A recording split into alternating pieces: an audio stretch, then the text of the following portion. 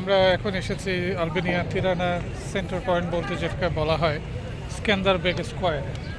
এখানে স্ক্যান্দারবেগের একটি আবক্ষ মূর্তি দেখা যাচ্ছে এবং এই তিরানা বা আলবেনিয়ার ইতিহাসের সাথে স্ক্যান্দারবেগের ইতিহাসটা খুব ওতপ্রোতভাবে জড়িত। ভেতরে কাজ করছে, এটা বিশাল বড় একটা স্কোয়ার এবং একটা সময় ছিল এই যে পেছনের বিল্ডিংটা, এটা কিন্তু সেই কমিউনিস্ট রেজিমের সময় এটা নির্মিত হয়েছিল এবং মানুষ কিন্তু এই বিল্ডিংটা দেখার জন্য এক সময় এখানে আসতো। এটা বোধহয় 20 তলা বা 15 তলা বিল্ডিং। তো আমরা ঘুরে ঘুরে দেখার চেষ্টা করব, কিন্তু এটা তো অবস্ট্রাকশন। হ্যাঁ, এখানে বোধহয় কোনো ইভেন্ট হবে বলে এটা বন্ধ করা আছে ফেসের সাথে। এটার এই ফেসের সাথে মিল রেখে পেছনের একটা বিল্ডিং দেখা যাচ্ছে। সেই স্ক্যান্দারবেগের ফেসটা আমি জানি না ছবিটা আসবে কিনা, পেছন দিক দিয়ে আসো তো দেখি আসে কিনা।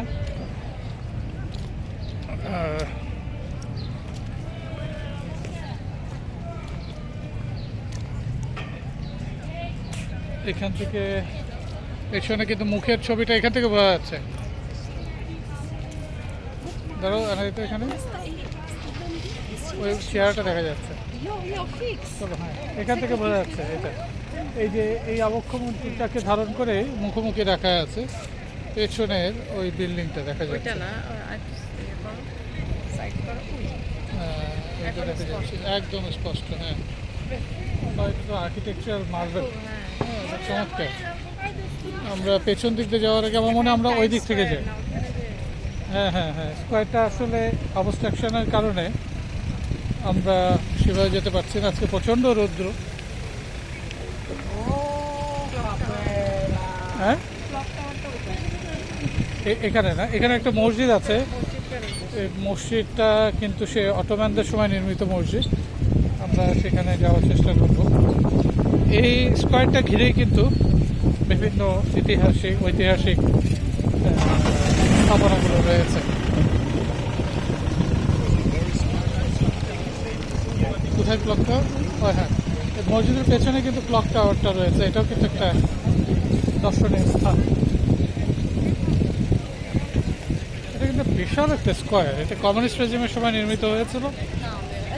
তো এটা পরবর্তীতে এখানে যে জায়গাটি দেখা যাচ্ছে, ইতালীয় নকশাবিদ বা স্থাপত্যবিদরা এটা ডিজাইন করেছিল। আর এখানে বৈশিষ্ট্য হচ্ছিল আলবেনিয়ার বিভিন্ন জায়গা থেকে যে পাথরগুলো সংরক্ষণ করেছে, যে বিভিন্ন জায়গা থেকে পাথর নিয়ে এসে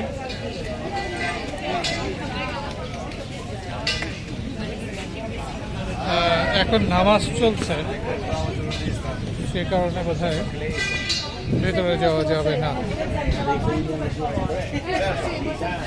এই মসজিদটা কিন্তু অনেক প্রাচীন মসজিদগুলোর অন্যতম। এটা 1758 খ্রিস্টাব্দে এই মসজিদটি নির্মিত হয়।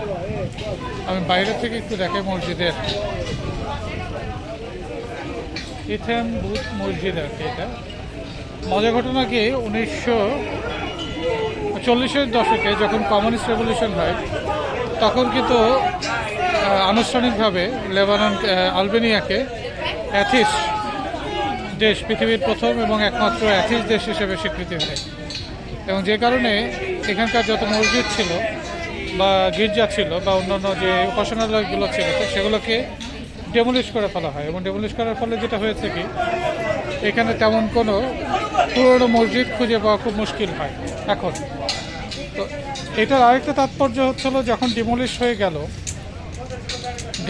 যাওয়ার পরে কিছু অংশ এটা রাষ্ট্রীয় সংস্কৃতি হিসাবে সংরক্ষণ করার চেষ্টা করে তৎকালীন কমিউনিস্ট সরকার। এবং যখন কমিউনিজম এখানে ফল করে, এখানে অনেকটা ইসলামিক রেভলিউশনের মতন হাজার হাজার মানুষ এখানে চলে এসে মসজিদে এখানে নামাজ পড়া শুরু করে। এবং একদিনে এখানে সকল মুসলমানরা একত্রিত হয়ে, প্রায় ধারণা করা হয় 10 থেকে 15,000 মুসলমান।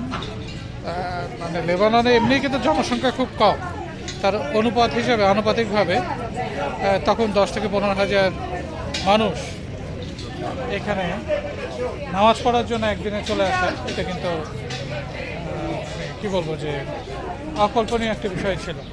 অর্থাৎ এত বছরের কমিউনিস্ট রেজিমের ভিতরেও ধর্মীয় অনুশাসনকে তারা একেবারে পরিত্যাগ করাতে পারেনি, এটাই তার প্রমাণ। অর্থাৎ জোর জবরদস্তি করে কিছুই হয় না।